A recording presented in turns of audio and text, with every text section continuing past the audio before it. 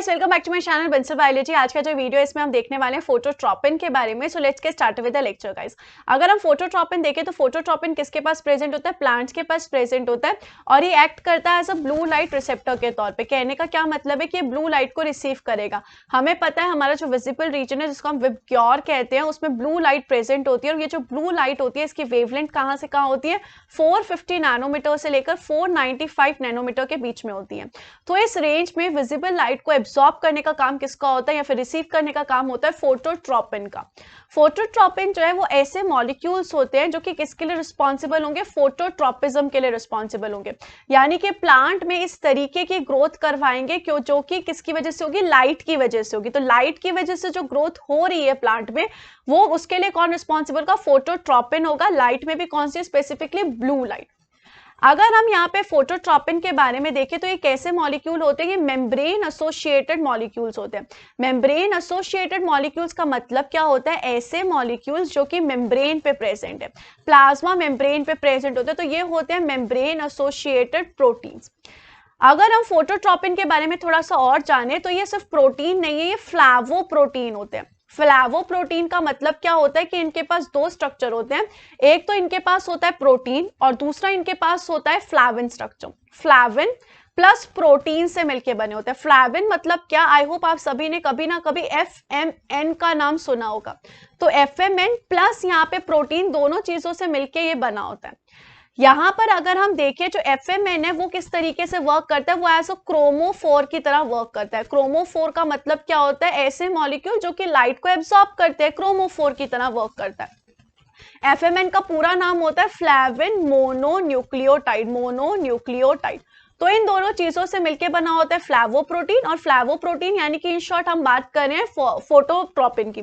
तो phototropin in short किस चीज का बना होता है? फ्लैविन का प्लस प्रोटीन का ये बना होता है। अगर हम यहाँ पर इसके स्ट्रक्चर पे थोड़ा सा कॉन्सेंट्रेट देखें तो किस तरीके से इसका स्ट्रक्चर होता है? यहाँ पर एक प्रोटीन है तो ऑब्वियस सी बात एन टर्मिनल होगा और ऑब्वियस सी बात है सी टर्मिनल प्रेजेंट होगा। इस तरीके से यहाँ पे ये प्रोटीन प्रेजेंट होता है। इस प्रोटीन के पास दो डोमेन्स होती हैं जिनका नाम होता है लव डोमेन, LOV डोमेन। यहाँ पे दो होते हैं, LOV1 और उसी के साथ यहाँ पे प्रेजेंट होता है LOV2।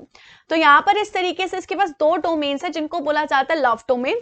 उसी के साथ साथ यहाँ पर इसके पास प्रेजेंट होती है serine threonine kinase domain. Serine threonine kinase नाम से ही पता चल रहा है क्या करेगा? सेरीन या थ्रियोनिन अमाइनो एसिड पे फॉस्फोराइलेशन करेगा, क्योंकि मैंने आप लोगों को बता रखा है काइनेज मतलब क्या होता है? फॉस्फोराइलेशन करवाना। अगर हम यहाँ पर देखें ये जो LOV1 और ये जो LOV2 है इस पे एक्चुअली आके कौन बाइंड होता है? इस पे एक्चुअली आके बाइंड होता है FMN और यहाँ पर भी इसके ऊपर क्या प्रेजेंट होता है? FMN प्रेजेंट होता है। लेकिन ये जो FMN है ये LOV से अटैच डिफरेंट तरीके से होता है। कहने का क्या मतलब है? अगर यहाँ पे एब्सेंस ऑफ लाइट हुआ यानी कि यहाँ पर अभी लाइट प्रेजेंट नहीं है, डार्क कंडीशन है, लाइट प्रेजेंट नहीं है, तो उस कंडीशन में ये जो दोनों मॉलिक्यूल है और ये जो दोनों मॉलिक्यूल है किस तरीके से अटैच होते हैं? नॉन कोवलेंट बॉन्ड के थ्रू अटैच होंगे। किस तरीके से अटैच होते हैं? नॉन कोवलेंट बॉन्ड के थ्रू। अटैच बेशक है, बस बॉन्ड का डिफरेंस है, नॉन कोवलेंट बॉन्ड यहाँ पे प्रेजेंट है। यहाँ पर अगर मैं LOV का मतलब आपको बताऊं तो यहाँ पे LOV का मतलब क्या होता है? Light oxygen voltage. Light oxygen end voltage, इधर से इसका नाम होता है LOV। ये जो हमारा एन टर्मिनल का रीजन है, इतना जो रीजन है इसको क्या बोलते हैं? इसको यहाँ पे बोलते हैं कि ये सेंसरी पार्ट है, यानी कि इसका काम क्या होगा? लाइट को सेंस करना। यहाँ पर ये वाला जो पार्ट है इसको, ये वाला कौन सा पार्ट है जो कि लाइट को सेंस करेगा, लाइट को एब्सॉर्ब करेगा, ये वो वाला हिस्सा है। और वहीं उसको लेकर रिस्पॉन्स करने वाला हिस्सा ये है जो कि रिस्पॉन्स क्रिएट करेगा। जो भी आपने लाइट एब्सॉर्ब किया उसके बाद जो रिस्पॉन्स करना होता है वो सी टर्मिनल पे है और एन टर्मिनल पे सेंस वाला रीजन है। तो मैंने आपको कहा था कि जब लाइट एब्सेंस है तब ये डिफरेंट तरीके से इंटरैक्ट करेंगे और वहीं जब प्रेजेंस ऑफ ब्लू लाइट होगी यानी कि एनवायरनमेंट में ब्लू लाइट प्रेजेंस है तो वो डिफरेंट तरीके से अटैच होंगे।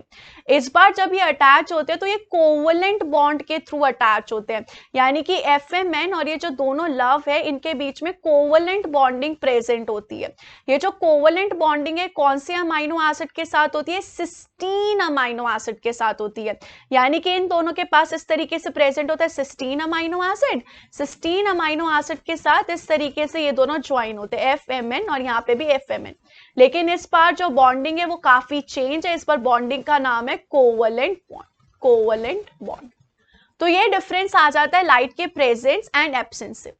अब यहाँ पर एक बार जब कोवलेंट बॉन्डिंग हो जाती है तो उसके बाद यहाँ पर ये जो स्ट्रक्चर है ये एक्टिवेट हो जाता है, ये जो रिस्पॉन्स वाला एलिमेंट है वो एक्टिव हो जाता है। अब ये सारी चीजें किस तरीके से होती है आइए हम इसको समझते हैं। जैसा कि मैंने आपको कहा जो एन टर्मिनल है वो कौन सा रीजन है, वो फोटो सेंसरी रीजन है। तो ये जो फोटो सेंसरी रीजन है कंट्रोल करके रखता है, फोटो सेंसरी रीजन जो है कंट्रोल करता है, किसको कंट्रोल करता है, सी टर्मिनल को कंट्रोल करके रखता है, क्योंकि सी टर्मिनल रिस्पॉन्स वाला सेंटर है और वो सिर्फ तभी काम करेगा जब यहाँ पे हमारा एन टर्मिनल वाला उसको बोलेगा या एन टर्मिनल वाला रीजन जब एक्टिवेट होगा।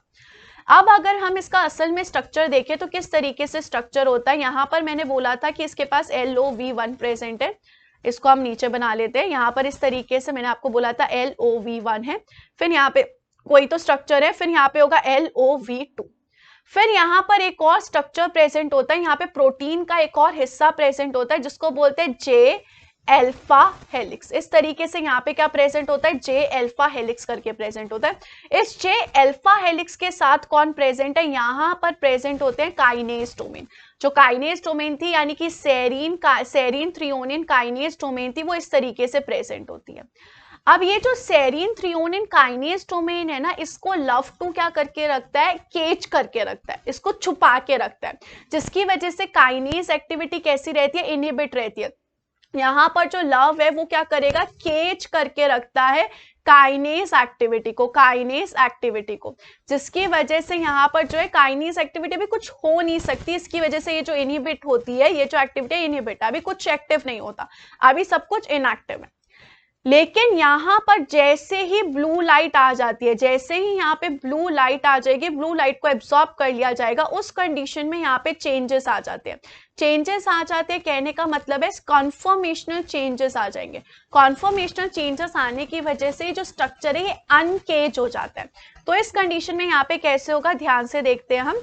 यहाँ पर सिमिलरली LOV1 वहां का वहां प्रेजेंट है, LOV2 भी वहां का वहां प्रेजेंट रहेगा, J अल्फा हेलिक्स यहाँ पे प्रेजेंट है। यहाँ पर क्या हो जाएगा, ये जो काइनेज डोमेन है ये हो जाएगी अनकेज, काइनेज डोमेन हो चुकी है अनकेज। इस तरीके से अगर ये अनकेज हो गई तो यहाँ पर इसके पास काइनेज एक्टिविटी आ जाएगी। अगर इसके पास काइनेज एक्टिविटी आ गई तो अब ये चीजों को फॉस्फोराइलेट कर सकती है। तो सबसे पहले यहाँ पर ये क्या करेगी, ऑटो फॉस्फोराइलेशन करेगी। ऑटो फॉस्फोराइलेशन का मतलब होता है खुद का फॉस्फोराइलेशन सबसे पहले किया जाएगा और एक जगह नहीं किया जाता, मैनी सेरीन पे फॉस्फोराइलेशन किया जाता है। बहुत सारे इधर सेरीन है, ये कौन सा होता है, सेरीन थ्रियोनिन काइनेज, तो बहुत सारे सेरीन पे यहाँ पे किया जाएगा। तो इस तरीके से यहाँ पे फॉस्फोराइलेशन हो जाएगा, यहाँ पे फॉस्फोराइलेशन, यहाँ पे फॉस्फोराइलेशन, यहाँ पे फॉस्फोराइलेशन, यहाँ पे फॉस्फोराइलेशन, यहाँ पे फॉस्फोराइलेशन। इस तरीके से यहाँ पे फॉस्फोराइलेशन हो गया, यहाँ पर FMN अब कोवलेंट बॉन्ड के थ्रू ज्वाइन हो गया, यहाँ पर भी FMN कोवलेंट बॉन्ड के थ्रू ज्वाइन हो जाता है। तो इस तरीके से यहाँ पे स्ट्रक्चर आ जाता है।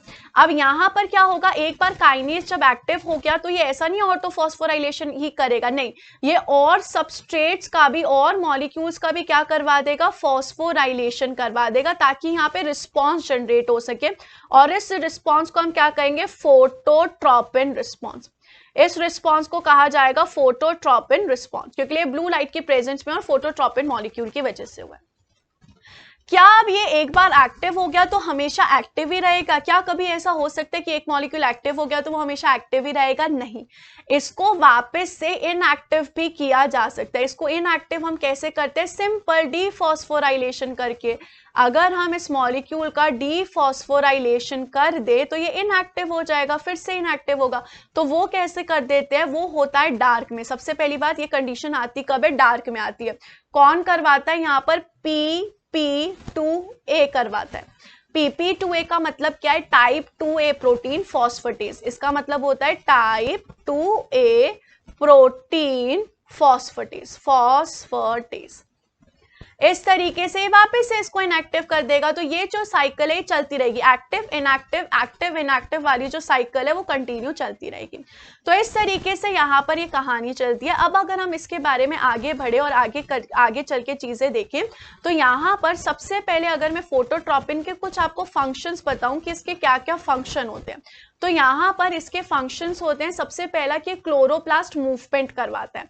अगर सेल में क्लोरोप्लास्ट का मूवमेंट करवाना है यानी कि आपको किसको एक्टिवेट करवाना पड़ेगा, फोटोट्रॉपिन को एक्टिवेट करवाना पड़ेगा। इसके अलावा ये स्टोमेटा की ओपनिंग करवाता है, इसके अलावा ये लीफ एक्सपेंशन करवाता है, लीफ का साइज इंक्रीज करवाने में और लीफ का मूवमेंट करवाने में मदद करता है। तो लीफ का मूवमेंट और उसी के साथ साथ एक्सपेंशन करवाने में भी फोटोट्रॉपिन का हाथ आता है। अगर हम यहाँ पर इसके आगे बढ़ें तो फोटोट्रॉपिन दो टाइप के देखे जाते हैं। Phototropin are of to type, इनमें होता है FOT1 एंड FOT2। तो इस तरीके से हम बोल सकते हैं FOT1 होता है और FOT2 होता है। FOT1 और FOT2 दोनों अलग तरीके से वर्क करते हैं, अलग तरीके से यानी कि अलग टाइप की लाइट में रिस्पॉन्स क्रिएट करते हैं। कहने का क्या मतलब है, जो FOT1 है वो कब काम करेगा, FOT1 लो इंटेंसिटी लाइट पे वर्क करता है। जब यहाँ पर आपने क्या दी हुई है, लो इंटेंसिटी लाइट है यानी कि बहुत स्ट्रॉन्ग लाइट नहीं है, लो इंटेंसिटी की लाइट में होगी तब FOT1 काम करेगा। वहीं अगर आपने हाई इंटेंसिटी की लाइट प्रोवाइड किया यानी कि बहुत ज्यादा स्ट्रॉन्ग लाइट है, बहुत ज्यादा इंटेंसिटी की लाइट है, तब यहाँ पे FOT2 वर्क करेगा। ये हम कैसे पता लगा सकते हैं, इसके लिए हम सिंपल सी चीज कर सकते हैं। समझो मैंने यहाँ पे FOT1 को म्यूटेट कर दिया, समझो मैंने इस कंडीशन में FOT1 को क्या कर दिया, म्यूटेट कर दिया। अब इस कंडीशन में मैंने लाइट इंटेंसिटी प्रोवाइड की, पर वो कैसी है, लो लाइट इंटेंसिटी है, लो लाइट इंटेंसिटी है। अब लो लाइट इंटेंसिटी में FOT1 काम करेगा नहीं, क्योंकि FOT1 तो म्यूटेटेड है और FOT2 बोलेगा ये तो मेरा है ही नहीं, मैं क्यों काम करूं, ये तो मेरा कुछ है ही नहीं। तो इस कंडीशन में यहाँ पे कोई फोटोट्रॉपिज्म नहीं हो पाएगा, यहाँ पे कोई फोटोट्रॉपिज्म नहीं होगा। वहीं इसी कंडीशन में मैंने एक और चीज किया, इसी कंडीशन में मैंने क्या कर दिया, हाई लाइट इंटेंसिटी प्रोवाइड कर दिया। हाई इंटेंसिटी की अगर मैं इस कंडीशन में लाइट प्रोवाइड कर दूंगी तो क्या मुझे फोटोट्रॉपिज्म देखने को मिलेगा, बेशक मुझे फोटोट्रॉपिज्म देखने को मिलेगा। क्यों, क्योंकि यहाँ पर FOT2 बोलेगा दीदी मैं तो नॉर्मल हूं, मैं तो बिल्कुल नॉर्मल हूं, मैं तो काम करूंगा। तो यहाँ पे FOT2 के नॉर्मल होने की वजह से फोटोट्रॉपिज्म हो जाएगा, फोटोट्रॉपिज्म हो जाएगा। तो इस तरीके से कंडीशन होती है। इसी की वाइस वर्सा कंडीशन हम दूसरी तरफ ले सकते हैं। समझो मैंने इस कंडीशन में क्या कर दिया, FOT2 को म्यूटेट कर दिया। अब जब मैं FOT2 को म्यूटेट कर दूंगी और जब मैं हाई इंटेंसिटी की लाइट प्रोवाइड करूंगी तब यहाँ पे नो फोटोट्रॉपिज्म होगा। कोई फोटोट्रॉपिज्म क्यों नहीं होगा, ऑब्वियस सी बात है, FOT2 नहीं है भाई, कौन करवाएगा काम। वहीं अगर मैंने यहाँ पर लाइट लो लाइट इंटेंसिटी प्रोवाइड कर दी तब यहाँ पर क्या हो जाएगा, फोटोट्रॉपिज्म हो जाएगा। फोटोट्रॉपिज्म क्यों हो जाएगा, क्योंकि FOT1 बोल रहा है अभी हम जिंदा हैं, FOT1 बोल रहा है मैं हूं ना, मैं तो काम कर सकता हूं, तुम तुम्हारा देखो, मैं तो मेरा काम करूंगा। तो इस तरीके से यहाँ पर ये वाली कहानी आती है। तो यहां से मुझे क्या पता चला, FOT1 जो है वो लो लाइट पे वर्क करेगा, लो इंटेंसिटी लाइट पे वर्क करेगा, और FOT2 जो है वो हाई इंटेंसिटी की लाइट पे वर्क करेगा। ठीक है, अब यहाँ पर जैसा कि मैंने कहा कि ये ब्लू लाइट के प्रेजेंस में क्लोरोप्लास्ट का मूवमेंट भी करवाते हैं। ये क्या करवाते हैं, अगर ब्लू लाइट का प्रेजेंस है तो ये एक और चीज के लिए रिस्पॉन्सिबल होता है जिसका नाम होता है क्लोरोप्लास्ट मूवमेंट। फोटोट्रॉपिज्म तो करवाते हैं, क्लोरोप्लास्ट मूवमेंट भी करवाते हैं। अब ये जो क्लोरोप्लास्ट मूवमेंट है डिफरेंट तरीके से हो सकता है। कहने का क्या मतलब है, एक रिस्पॉन्स होता है जिसको बोलते हैं एक्यूमुलेशन रिस्पॉन्स। एक्यूमुलेशन रिस्पॉन्स नाम से पता चल रहा है चीजों का इकट्ठा हो जाना, एक्यूमुलेट हो जाना। और यहाँ पे हम क्लोरोप्लास्ट की बात करें तो ऑब्वियस सी बात है क्लोरोप्लास्ट का इकट्ठा हो जाना। कहने का क्या मतलब है, समझिए इस तरीके से आपके पास यहाँ पर सेल प्रेजेंट है, ये आपके पास कोई तो सेल है, प्लांट सेल। ठीक है, यहाँ पर आपने क्या देखा, इस तरीके से जो क्लोरोप्लास्ट है वो इकट्ठे हो चुके हैं। देखिए आप क्लोरोप्लास्ट यहाँ पे क्या हो चुके हैं, एक्यूमुलेट हो चुके हैं। अब यहाँ पर अगर क्लोरोप्लास्ट एक्यूमुलेट हो गए हैं तो इनके एक्यूमुलेट होने का रीजन क्या होता है, लो इंटेंसिटी ऑफ लाइट। जब यहाँ पर ज्यादा स्ट्रॉन्ग लाइट नहीं आ रही, लो इंटेंसिटी ऑफ लाइट आ रही है, उस कंडीशन में एक्यूमुलेट हो जाते हैं ताकि अच्छे से एब्सॉर्ब कर सके। जो एब्जॉर्प्शन है वो यहाँ पे क्या हो सके, मैक्सिमम हो सके, इसलिए ऐसी कंडीशन की जाती है। तो इस कंडीशन में क्या होगा, लाइट एब्जॉर्प्शन जो होगा वो मैक्सिमम होगा। तो ये कब होता है, ये होता है एक्यूमुलेशन कंडीशन में। इसी की तरह एक और होता है जिसको बोलते हैं अवॉइडेंस रिस्पॉन्स। अवॉइडेंस रिस्पॉन्स नाम से ही पता चल रहा है अवॉइड कर रहे हो, आप किसी चीज को अवॉइड कर रहे हो। तो अवॉइड कर रहे हो यानी कि यहाँ पर क्या आ जाएगा, जैसा पहले था वैसा नहीं होगा, अवॉइड होगा, यानी कि इस तरफ ऐसे ऐसे आ जाएंगे, ऐसे ऐसे आ जाते हैं। इस कंडीशन में क्या हो रहा था, परपेंडिकुलर जा रहा था ना, सेल से कंडीशन परपेंडिकुलर जा रही थी। इस कंडीशन में सेल से जो चीजें हैं वो पैरेलल आ जाएगी। ये कब होगा, जब हाई लाइट इंटेंसिटी होगी। हाई लाइट इंटेंसिटी जो है वो क्लोरोप्लास्ट को डैमेज कर सकती है अगर उस पर डायरेक्टली लाइट पड़ी तो। इस कंडीशन में हम उसको क्या कर देंगे, शिफ्ट कर देंगे ताकि वो डैमेज ना हो। तो इस कंडीशन में क्या होगा, जो एब्सॉर्बेंस होगा वो मिनिमम होगा। यहाँ पे हम क्या करना चाहते हैं, लाइट एब्सॉर्प्शन को मिनिमम करना चाहते हैं ताकि ये क्या ना कर पाए, ये हमारे क्लोरोप्लास्ट को डैमेज ना कर पाए। तो इस तरीके से होता है। यहाँ पर एक और कंडीशन भी देखी गई थी कि जब डार्कनेस होता है, यानी कि जब अंधेरा है, ना लाइट इंटेंसिटी हाई है ना लो है, डार्कनेस है, उस कंडीशन में ये देखा गया कि ये जो क्लोरोप्लास्ट है ये डाउनवर्ड मूव हो जाता है। ये जो क्लोरोप्लास्ट है ये डाउनवर्ड मूवमेंट हो जाता है। अब इसका रीजन तो नहीं पता है कि ये क्यों मूव हो जाता है, लेकिन सिर्फ इतना पता है कि क्लोरोप्लास्ट कहाँ मूव हो जाएगा, डाउनवर्ड मूव हो जाता है। ये कब होगा, अंधेरे के कंडीशन। अब मुझे पता है लो इंटेंसिटी में कौन काम करता है, लो इंटेंसिटी में काम करता है FOT1, और हाई इंटेंसिटी में कौन काम करता है, हाई इंटेंसिटी में काम करता है FOT2। तो समझो अगर मैंने कंडीशन लिया जिसमें मैंने कह दिया कि FOT1 को मैंने म्यूटेट कर दिया, अगर मैंने FOT1 को म्यूटेट कर दिया तो कौन सी चीज नहीं हो पाएगी, ऑब्वियस सी बात है जो एक्यूमुलेशन वाला है वो नहीं हो पाएगा, क्योंकि एक्यूमुलेशन वाला करवाने का काम किसका होता है, एक्यूमुलेशन रिस्पॉन्स जो है वो FOT1 करवाता है। तो एक्यूमुलेशन रिस्पॉन्स यहाँ पे नहीं होगा, लेकिन FOT2 जो काम करवाता है यानी कि अवॉइडेंस रिस्पॉन्स, वो अच्छे से हो जाएगा। अवॉइडेंस रिस्पॉन्स बोलेगा मुझे क्या फर्क पड़ता है, मैं तो अच्छे से हूंगा, मुझे तो कोई फर्क नहीं पड़ता। सिमिलरली अगर मैंने FOT2 को म्यूटेट कर दिया, FOT2 को अगर मैं म्यूटेट कर देती हूं तो यहां पर कौन सा रिस्पॉन्स नहीं होने वाला है, यहां पर अवॉइडेंस रिस्पॉन्स नहीं होगा, क्योंकि अवॉइडेंस रिस्पॉन्स यहां पर किसका काम होता है, ये करवाने का काम होता है FOT2 का। वहीं यहां पर कौन सा रिस्पॉन्स हो जाएगा, यहां पर एक्यूमुलेशन रिस्पॉन्स हो जाएगा। एक्यूमुलेशन रिस्पॉन्स यहां पे क्यों हो जाएगा, क्योंकि ये वाला काम किसका होता है, FOT2 का होता है, सॉरी FOT1 का होता है। अगर मैं यहाँ पर एक और बात बोलूं तो एक्यूमुलेशन रिस्पॉन्स यहाँ पे ऐसा नहीं है कि बिल्कुल ही नहीं होगा, यहाँ पर ये जो एक्यूमुलेशन रिस्पॉन्स है मिनिमम होगा, मिनिमम यानी कि बहुत कम होगा लेकिन होगा। तो इससे मुझे क्या पता चला, इससे मुझे पता चला कि FOT2 सोलली रिस्पॉन्सिबल है, अकेला रिस्पॉन्सिबल है अवॉइडेंस के लिए। लेकिन अगर मैं बात करूं एक्यूमुलेशन के लिए तो FOT1 भी वहां पे वर्क कर जाता है और FOT2 भी वहां पे वर्क कर जाता है। तो दोनों मिलके यहाँ पर कौन सा रिस्पॉन्स करवाते हैं, एक्यूमुलेशन रिस्पॉन्स दोनों मिलके करवाएंगे। तो अगर मैं अब यहाँ पे आगे देखूं और अगर मैंने कहा कि मैंने दोनों को म्यूटेट कर दिया, मैंने FOT1 और FOT2 दोनों को ही म्यूटेट कर दिया, तो ऑब्वियस सी बात है यहाँ पर कोई रिस्पॉन्स नहीं आएगा, नो रिस्पॉन्स। ना यहाँ पे एक्यूमुलेशन रिस्पॉन्स आएगा, ना यहाँ पे अवॉइडेंस रिस्पॉन्स आएगा, ये तो ऑब्वियस सी बात है। अब जैसा कि मैंने आप लोगों को कहा था कि ये जो मॉलिक्यूल्स होते हैं प्लाज्मा मेम्ब्रेन पे प्रेजेंट होते हैं, तो फिर क्लोरोप्लास्ट का किस तरीके से मूवमेंट होता है, देखिए होता क्या है, जैसे इस तरीके से मैंने बोला आपको ये प्लाज्मा मेम्ब्रेन है, this is what, this is plasma membrane. Plasma membrane पे दोनों मॉलिक्यूल प्रेजेंट है, FOT1 भी प्रेजेंट है और FOT2 भी प्रेजेंट है, इस तरीके से यहाँ पे दोनों मॉलिक्यूल्स प्रेजेंट है। होता क्या है, यहाँ पर इस तरीके से क्लोरोप्लास्ट है तो यहाँ पर एक और प्रोटीन प्रेजेंट होता है जो क्लोरोप्लास्ट पे और प्लाज्मा मेम्ब्रेन दोनों पे प्रेजेंट है और वो इस मूवमेंट के लिए रिस्पॉन्सिबल होता है। यहाँ पर इस तरीके से एक प्रोटीन प्रेजेंट है ऐसे, जो कि दोनों से अटैच होता है और इस मूवमेंट के लिए रिस्पॉन्सिबल होता है, इसका नाम होता है CHUP1 प्रोटीन। यहाँ पर इस प्रोटीन का क्या रीजन आएगा, यहाँ पर इस प्रोटीन का एन टर्मिनल आता है, हमें पता है हर प्रोटीन का C टर्मिनल होता है, एन टर्मिनल होता है, तो इधर इसका एन टर्मिनल आएगा। और यहाँ पर दूसरी तरफ ये जो प्रोटीन है ये एंकर्ड प्रोटीन है, यानी कि यहाँ पर ये क्या हो रखा है, अटैच हो रखा है प्लाज्मा मेम्ब्रेन से एंकर की तरफ, जैसे हुक से कोई चीजें अटैच होती है ऐसे यहाँ पर भी ये क्या हो चुका है, अटैच हो चुका है और ये इस मूवमेंट में मदद करेगा। यहां पर अगर हम देखें CHUP1 की फुल फॉर्म होती है क्लोरोप्लास्ट अनयूजुअल पोजिशनिंग 1।